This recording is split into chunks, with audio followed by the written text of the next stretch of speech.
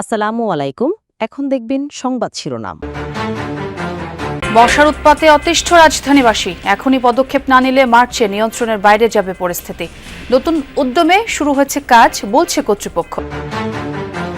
রাজনৈতিক ইস্যুতেও একসাথে মাঠে থাকবে জামায়াত, এনসিপি সহ 11 দলীয় জোট। জনস্বার্থ বিঘ্নিত হলে সংসদের পাশাপাশি নামবে রাজপথেও। যাত্রাবাড়িতে যাত্রী ওঠানোর সিরিয়াল নিয়ে দ্বন্দ্বেই হত্যার শিকার লেগুনা চালক খায়রুল, জানালো র্যাব। পাওয়া যায়নি চাঁদাবাজি কিংবা রাজনৈতিক সংশ্লিষ্টতা। বান্দরবানের রুমায় সেনাবাহিনীর সদস্যদের সাথে গোলাগুলিতে এক সশস্ত্র জেএসএস সদস্য নিহত, আগ্নেয়াস্ত্র ও গোলা বারুদ উদ্ধার।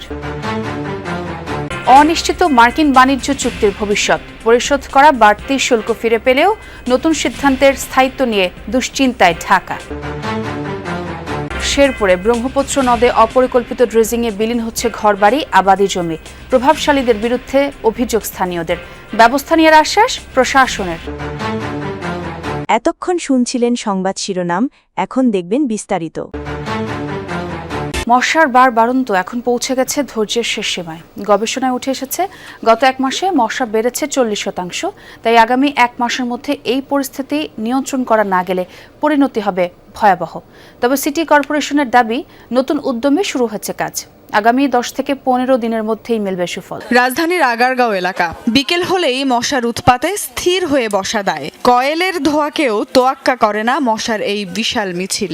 দিনের বেলা ঘরে বসতে পারি না, কথা কইলে মুখে ঢুকে যায়, নাকে ঢুকে যায়। অনেক মশার জন্য থাকা যায় না। আমাকে মশা একটু টয়লেটে যাবি, হেও মশা। ড্রেনগুলো একটু ঠিক মতন পরিষ্কার না। এই এলাকার পাশের খালেই যেন চলছে কিউলেক্স মশার চাষ। নোংরা ডোবা কিংবা জমে থাকা পানিতে এই মশার বংশ বিস্তার হয়। এর ফলে হতে পারে জাপানি এনসেফালাইটিস কিংবা গোদ রোগ। আর ঢাকায় 90% মশাই এই কিউলেক্স মশা। মশা নিয়ে করা জাহাঙ্গীরনগর বিশ্ববিদ্যালয়ের এক সাম্প্রতিক গবেষণায় উঠে এসেছে আরও ভয়ানক সব তথ্য। গবেষণা বলছে, জানুয়ারির তুলনায় চলতি ফেব্রুয়ারি মাসেই মশা বেড়েছে 40%। আর 1 ঘন্টায় কামড়াতে আসা মশার সংখ্যা 1 মাসে বেড়েছে প্রায় দ্বিগুণ। শুধু নির্বাচনী ঐক্য নয়, রাজনৈতিক ইস্যুতেও একসাথে মাঠে থাকবে জামায়াত ইসলামী ও এনসিপি। দল দুটির শীর্ষ নেতারা বলেন, জনস্বার্থ বিঘ্নিত হলে সংসদের পাশাপাশি রাজপথেও থাকবে 11 দলীয় জোট। তবে সিটি, পৌরসহ স্থানীয় সরকার নির্বাচনে জোটগতভাবে অংশ নেওয়ার ক্ষেত্রে এখনো কোনো সিদ্ধান্ত হয়নি বলে জানান এনসিপির সদস্য সচিব। যদিও মাঠ পর্যায়ে নেতাদের দলগত কাজ করার নির্দেশনা দেওয়া হয়েছে বলে জানিয়েছেন জামায়াত মুখপাত্র। ত্রয়োদশ জাতীয় সংসদ নির্বাচনে ঐক্য করে জাতীয় নির্বাচন করে জামায়াত ইসলামী ও জাতীয় নাগরিক পার্টি এনসিপি। জুলাই যোদ্ধাদের নেতৃত্বাধীন এনসিপি এই জোট নিয়ে সমালোচনায় ছিল। দল ছাড়েন নারী নেত্রী সহ বেশ কয়েকজন। এরপরও ঐক্য অটুট রেখে নির্বাচনে 77 আসন পায় জামায়াত এনসিপির 11 দলীয় জোট। সেই ধারাবাহিকতায় তাদের নির্বাচনী ঐক্য এখন রাজনৈতিক ঐক্যে রূপ নিয়েছে। নতুন এই রাজনৈতিক জোট নিয়ে প্রশ্ন ছিল এনসিপির সদস্য সচিব আক্তার হোসেনের কাছে। জানান, নির্বাচনী ঐক্যের ধারাবাহিকতায় তারা একসাথেই আছেন, থাকবেন রাজনৈতিক কার্যক্রমেও। জাতীয় নাগরিক পার্টি এনসিপি এবং বাংলাদেশ জামায়াতে ইসলামী আমাদের মধ্যকার নির্বাচনী যে ঐক্য, সেই ঐক্যের ধারাবাহিকতা এখনো পর্যন্ত এটা চলমান আছে। জামায়াত বলছে 11 দলীয় জোটের মধ্যে 4 দলের সংসদে প্রতিনিধিত্ব আছে।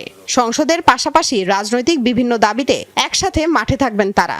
জোট সাধারণত যেটা হয়েছে অতীতে, যে জোটে থাকলে একজন আহ্বায়ক থাকেন। রাজধানীর যাত্রাবাড়ি এলাকায় লেগুনা চালক খায়রুল ইসলাম হত্যাকাণ্ডে নতুন মোড়।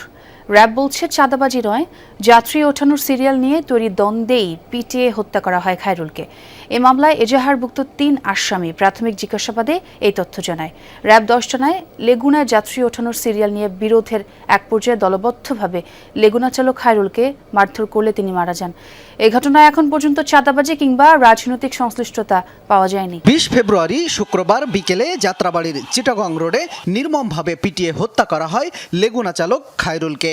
এ ব্যাপারে তার স্বজনদের দাবি, চাঁদা না দেয়ায় হত্যা করা হয়েছে তাকে। বিষয়টি সামাজিক যোগাযোগ মাধ্যমেও ভাইরাল হয়। ঘটনার একদিন পরেই যাত্রাবাড়ি থানায় খায়রুলের বাবা 8 জনের নাম উল্লেখ সহ অজ্ঞাত আরও 4 থেকে 5 জনকে আসামি করে হত্যা মামলা দায়ের করেন।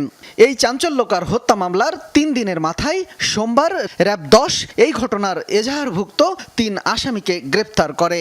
গ্রেপ্তারকৃত আসামিরা হলেন সোহান মুন্সি, মোহাম্মদ হৃদয় ও শাকিল। 3 আসামিকে গ্রেফতারের পর প্রাথমিকভাবে জিজ্ঞাসাবাদ করেছে র্যাব 10। পরে সন্ধ্যায় সংবাদ সম্মেলন করেন যাত্রাবাড়ি ক্যাম্পের ভারপ্রাপ্ত company commander SM Hasan Siddiqui. তিনি বলেন, গ্রেফতার আসামিরা জানিয়েছে লেগুনায় যাত্রী ওঠানোর সিরিয়াল নিয়ে বিরোধ শুরু হয়।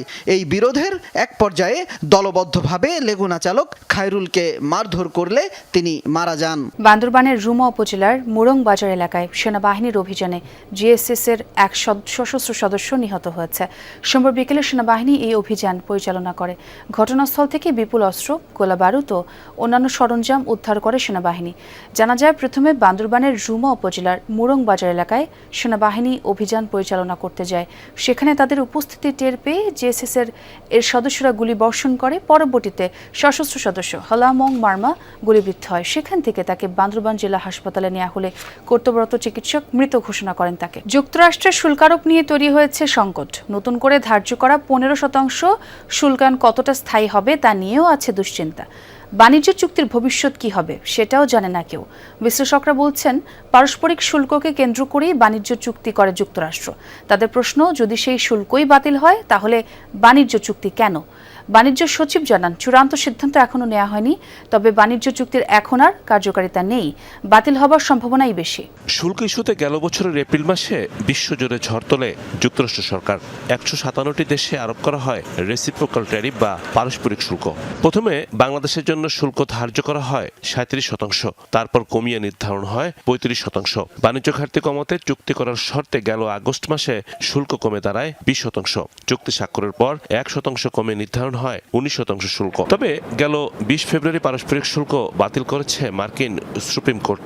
তারপর বিশেষ ক্ষমতায় 2 দফায় আবারও শুল্ক ধার্য করেছে ডোনাল্ড ট্রাম্প। নতুন শুল্ক হার এখন 15%। শুল্কারোপের নতুন এই সিদ্ধান্তে তেমন চাপে নেই বাংলাদেশ, বরং এই শুল্কের স্থায়িত্ব নিয়েই এখন দুশ্চিন্তা। তবে এতদিন পরিশোধ করা বাড়তি শুল্ক ফেরত দেওয়া নিয়ে নেই উদ্বেগ, কারণ তা পরিশোধ করেছে মার্কিন ক্রেতা প্রতিষ্ঠান। শেরপুরের ব্রহ্মপুত্র নদে নিয়ম নীতির তোয়াক্কা না করে চালানো অপরিকল্পিত ড্রেজিং কেড়ে নিচ্ছে শত শত মানুষের মাথা গোঁজা ঠাই ও ফসলি জমি। স্থানীয়দের অভিযোগ, প্রভাবশালী চক্রের সুবিধা মতো যত্রতত্র বালু তোলায় শুরু হয়েছে ভয়াবহ ভাঙন। প্রশাসনের নজরদারির অভাব আর উদাসীনতার কারণেই এই দুর্ভোগ বলছেন ভুক্তভোগীরা। জড়িতদের বিরুদ্ধে ব্যবস্থা নেওয়ার আশ্বাস দিয়েছে উপজেলা প্রশাসন। শেরপুর সদর উপজেলার নতুন ভাগলগড় এলাকা। ব্রহ্মপুত্র নদের নাব্যতা ফেরাতে চলছে মহাকর্মযজ্ঞ। তবে প্রদীপের নিচেই রয়েছে অন্ধকার। সরকারি মহাপরিকল্পনার অংশ হিসেবে 2018 সালে ব্রহ্মপুত্র নদের নাব্যতা ফেরাতে 169 কোটি টাকার ক্যাপিটাল ড্রেজিং প্রকল্পের উদ্বোধন করে BIWTA। কাজ শেষ করার কথা ছিল 2024 সালের নভেম্বর মাসে।